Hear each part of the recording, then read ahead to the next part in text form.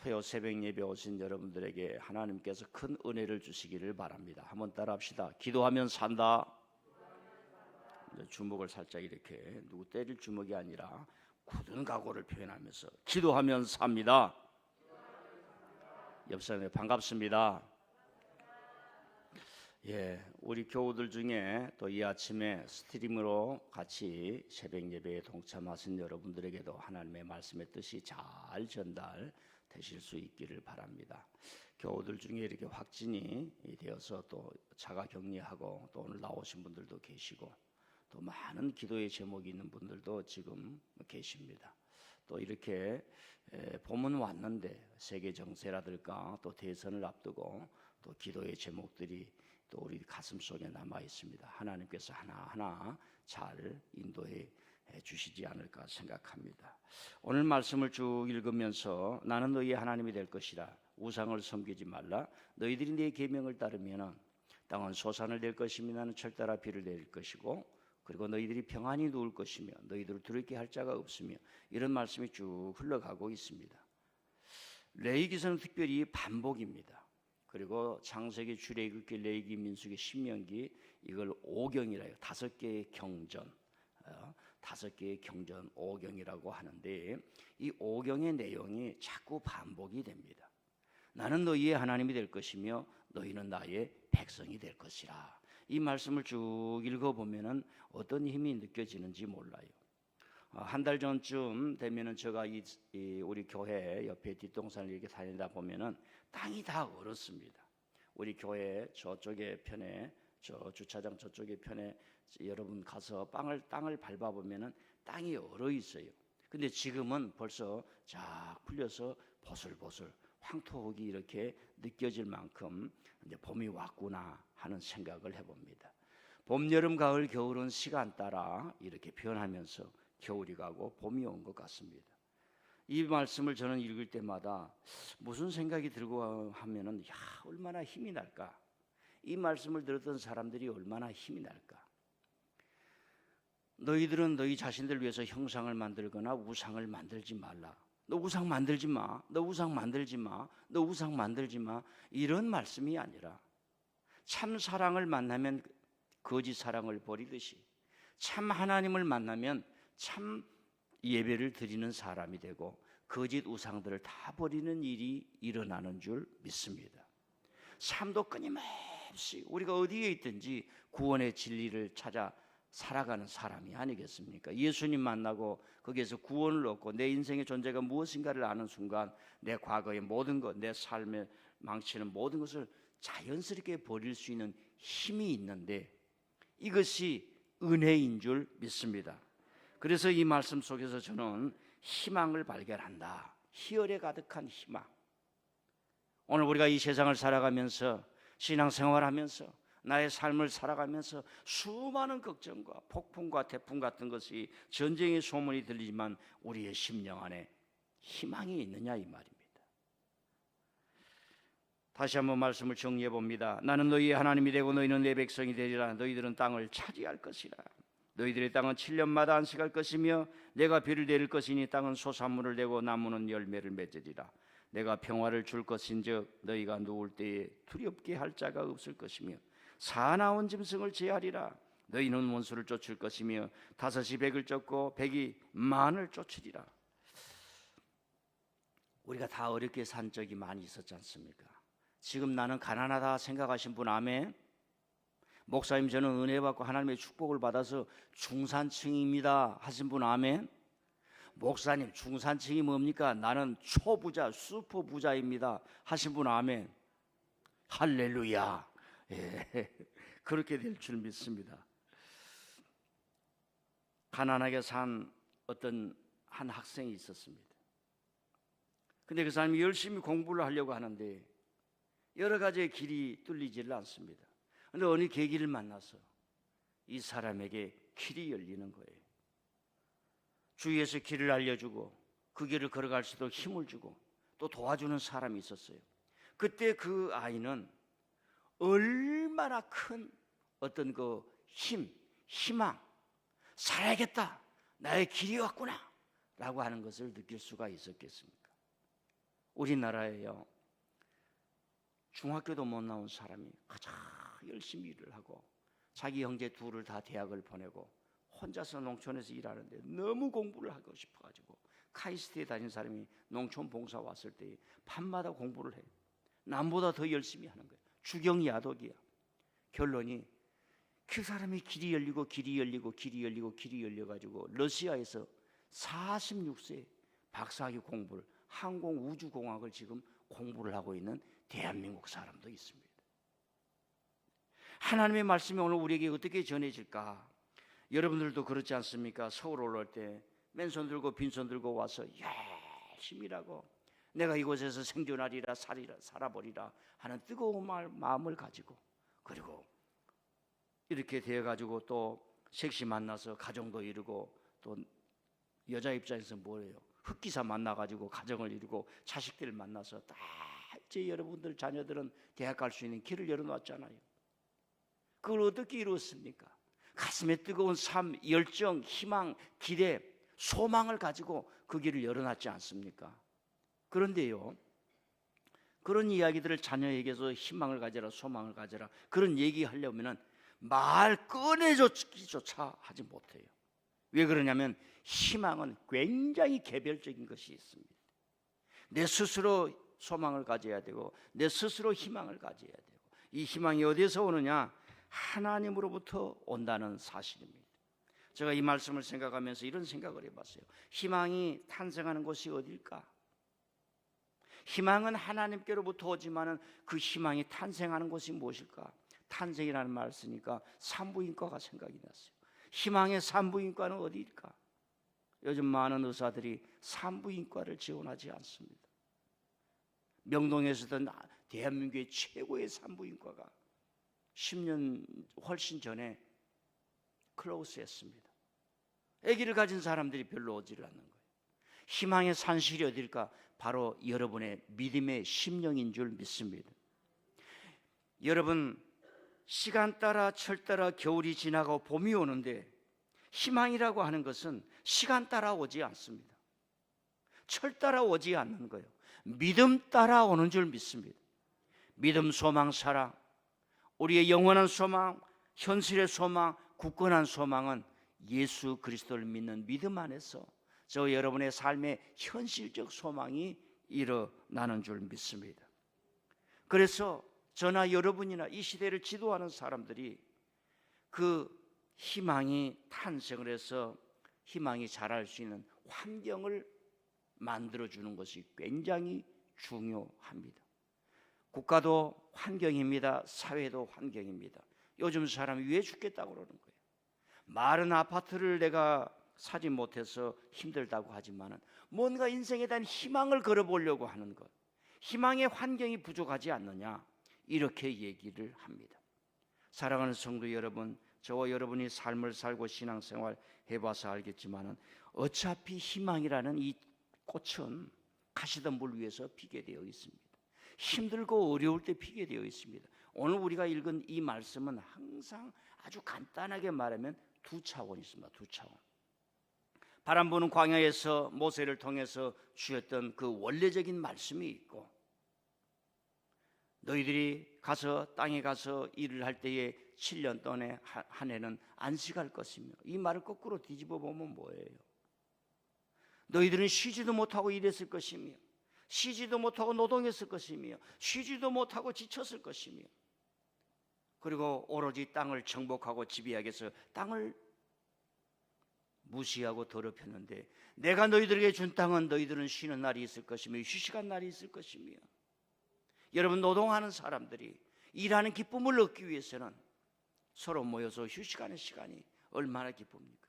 내가 철 따라 비를 내리니 철 따라 땅이 소산물을 낼 것이며, 이 말은 뭐예요?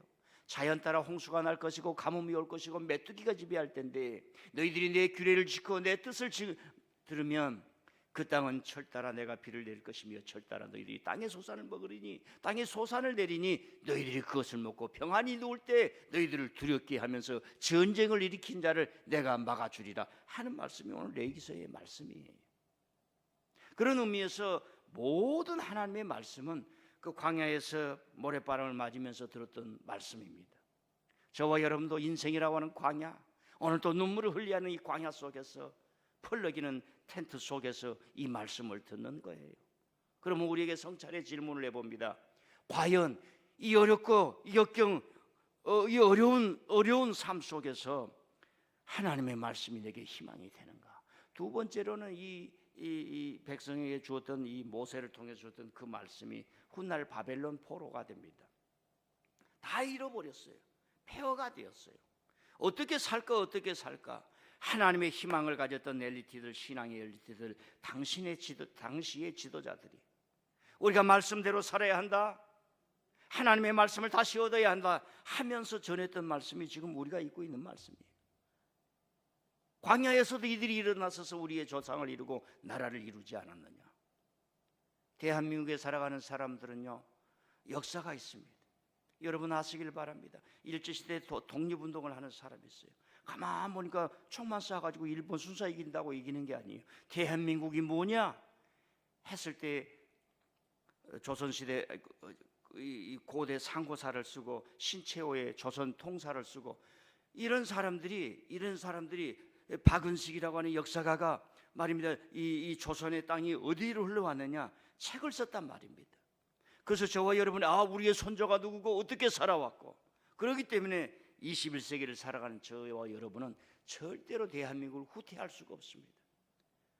다시는 독재자가 나와서 이 나라를 지배할 수 없습니다. 왜? 저와 여러분을, 이 나라를 구성하는 주체인 여러분들이, 여러분 대한민국을 구성하는 주체는 대통령이 아닙니다.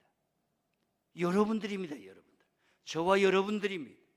하나님의 나라를 이루는 주체는 저와 여러분들인 성도인 줄 믿습니다. 여러분, 이 민들레 교회를 이루는 주체는 저와 이 담임 목사가 아니라 저와 여러분 모두인 줄 믿습니다. 그래서 기도에 나오고 예배당에 나오는 거예요.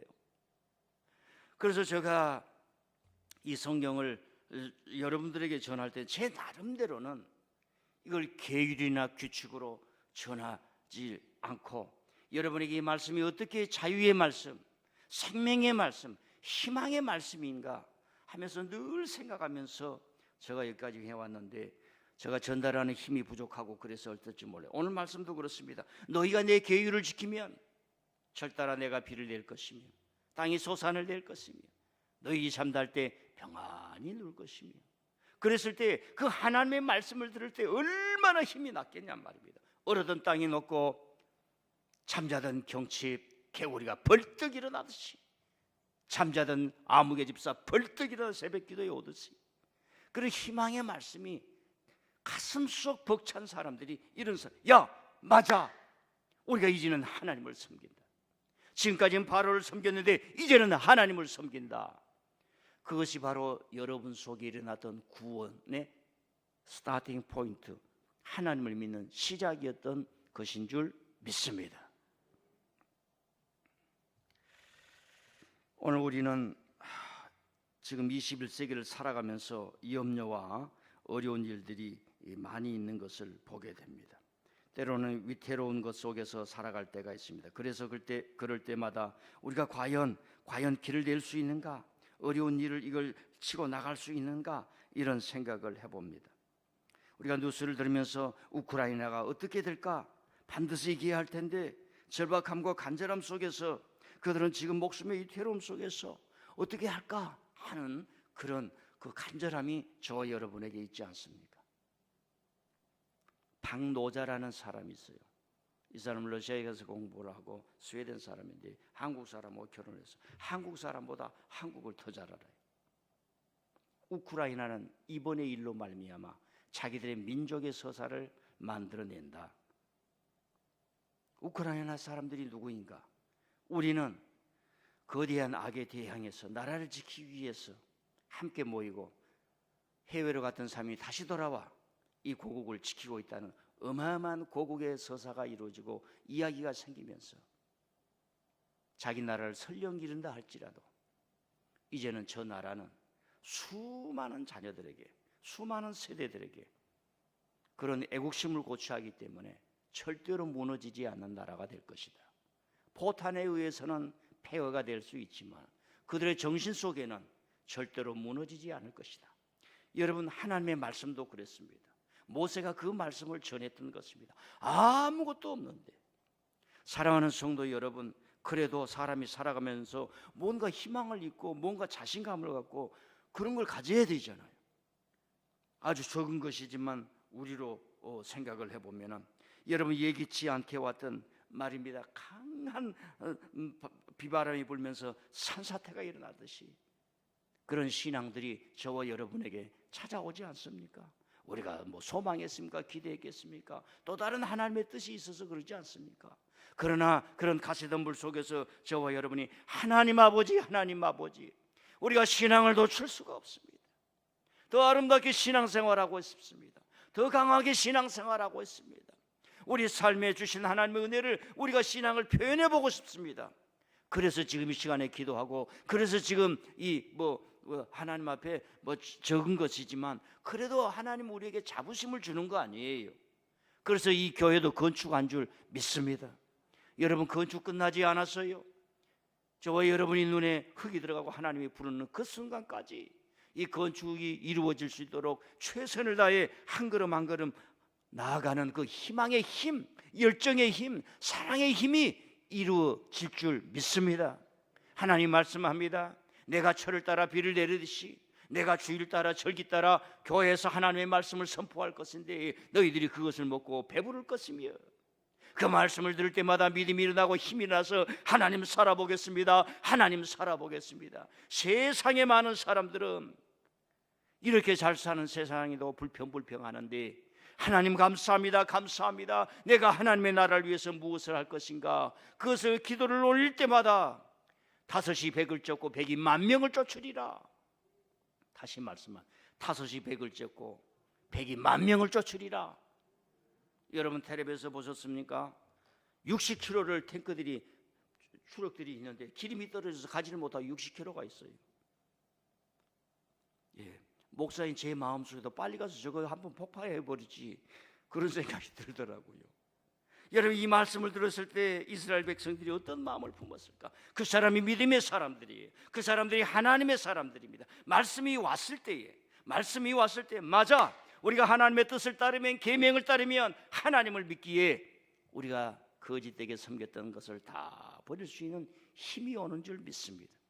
여러분, 겨울이 오는 봄을 막을 수가 없습니다. 사람의 존재라고 하는 것은 살다가 하나님을 만나서 죽음과 어둠과 폐허와 쓰레기 더미 같고 그 전쟁이라는 그 폐허 속에서도 하나님이 오면은 그 심령마다 천국에 대한 소망, 내 삶에 대한 소망, 이 인류를 아름답게 만들고자 하는 이 에너지가 막 발동하는 줄 믿습니다. 교회 올 때마다 좀, 우리 교회 들어올 때마다 이렇게 쓰는 정신으로, 탁구대 2개 나왔더니 성도들이 그냥 살아버리대. 베이징 올림픽보다 훨씬 더 좋은 거예요. 그래서 내가 작정을 하고 내일은 오후 예배를 40분만 하려고 그래요. 다 뭐예요? 탁구 하라고. 토요일도 시간 있으면 다 탁구예요. 건강해야 찬송도 나오지.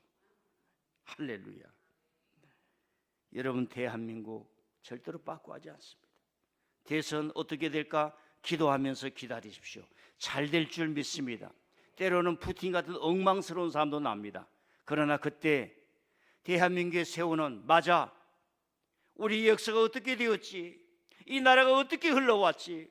왜 젊은이들이 학교에서 죽어갔지? 왜 젊은이들이 남영동 그런 데 가서 끌려가서 고문을 받았지? 맞아, 대한민국은 살아야 돼. 아이들도 살고 젊은이도 살고, 이제 다시 노동자들이 일터가 죽은 현장이 아니라, 살인의 현장이 아니라 좋은 세상을 만들어야 된다는 사람들의 의식이 다 있기 때문에 절대로 후퇴하지 않은 줄 믿습니다. 저도 그런 생각을 해봐요. 신동철 목사야, 목회하면서 걱정하지 말아라. 왜? 우리 성도들은 수준이 이렇게 높아가지고 빠꾸하지 않고 새벽기도 나오라 말하지 않더라도 부지런히 나올 것이며, 교회 걱정하지 않더라도 성도들이 먼저 걱정하면서 하나님 감사합니다, 하나님 감사합니다 하면서 성도들이 달려갈 것이라. 여러분요, 결과론적으로 광야에서 이 말씀 들었던 사람들은 그걸 이루었어요.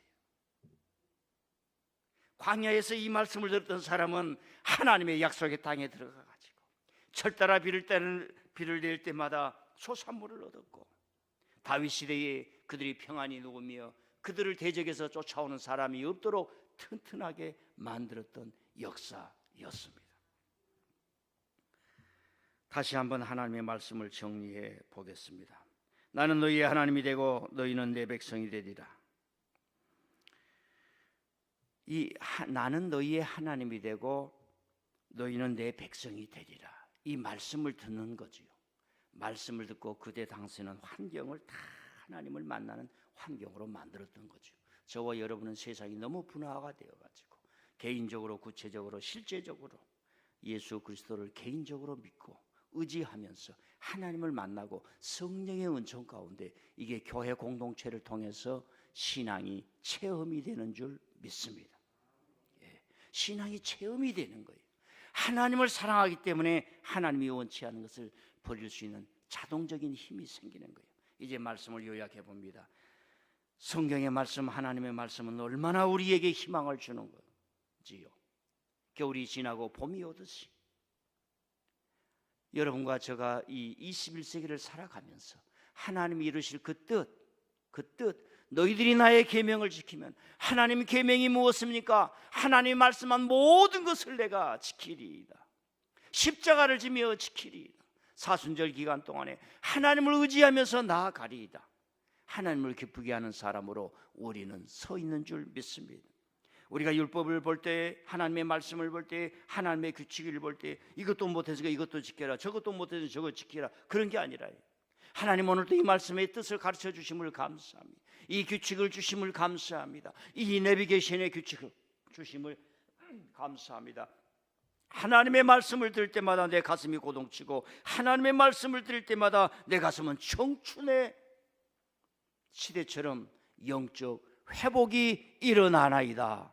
오늘부터 회춘약을 다 끊어버리고 영적 회복의 말씀을 먹겠나이다. 그런 힘이 일어나는 줄 믿습니다. 그래서 하나님의 종들과 교회들이 앞으로 한 걸음 가고, 앞으로 한 걸음 가고, 앞으로 한 걸음 가고, 우리가 기도할 일이 많습니다. 이 하나님의 말씀처럼 힘이 되어서 여러분의 희망이 크게 가득한 날들이 이루어지기를 바랍니다.